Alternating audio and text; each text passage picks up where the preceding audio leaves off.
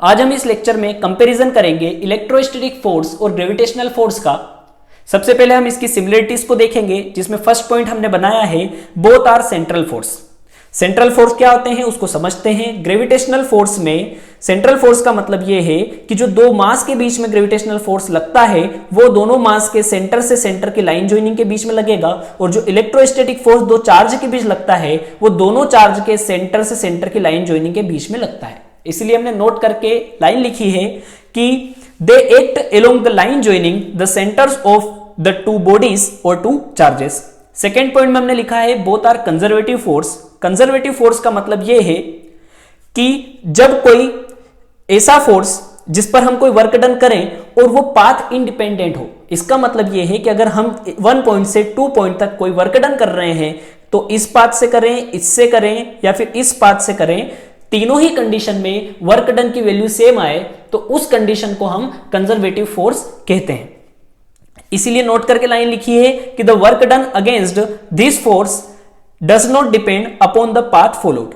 Third point हमने बनाया है both force obey inverse square law. इसका मतलब यह हुआ, हम जानते हैं ग्रेविटेशनल फोर्स से F is equal to G m1 m2 upon r square होता है, और electrostatic force F is equal to K q1 q2 upon r square होता है। यहां हम देखें तो हमें समझ आ रहा है कि दोनों ही फोर्स इनवर्सली प्रोपोर्शनल है square of distance between them के, मतलब दोनों ही फोर्स इनवर्स स्क्वायर लॉ को फॉलो कर रहे हैं।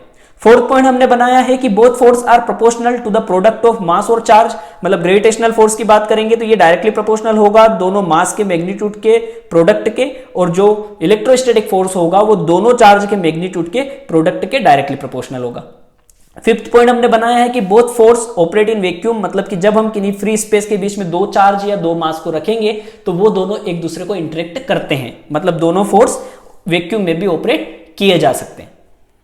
अब हम इलेक्ट्रोस्टैटिक फोर्स और ग्रेविटेशनल फोर्स की डिसिमिलरिटीज को समझते हैं, जिसमें हमने फर्स्ट पॉइंट बनाया है gravitational force is attractive while electrostatic force में बी अट्रैक्टिव और रिपल्सिव। इसका मतलब यह हुआ कि हम जानते हैं कि दो मास एक दूसरे को हमेशा अट्रैक्ट करते हैं, जबकि दो चार्ज एक दूसरे को अट्रैक्ट भी कर सकते हैं और रिपल भी कर सकते हैं। लाइक चार्ज एक दूसरे को रिपल करते हैं और अनलाइक चार्ज एक दूसरे को अट्रैक्ट करते हैं। सेकेंड पॉइंट हमने बनाया है gravitational force does not depend on the nature of the medium while electrostatic force depend on the nature of medium between two charges. इसका मतलब यह हुआ कि किसी भी मीडियम पर ग्रेविटेशनल फोर्स डिपेंड नहीं करता है, लेकिन इलेक्ट्रोस्टैटिक फोर्स की वैल्यू मीडियम पर डिपेंड करती है।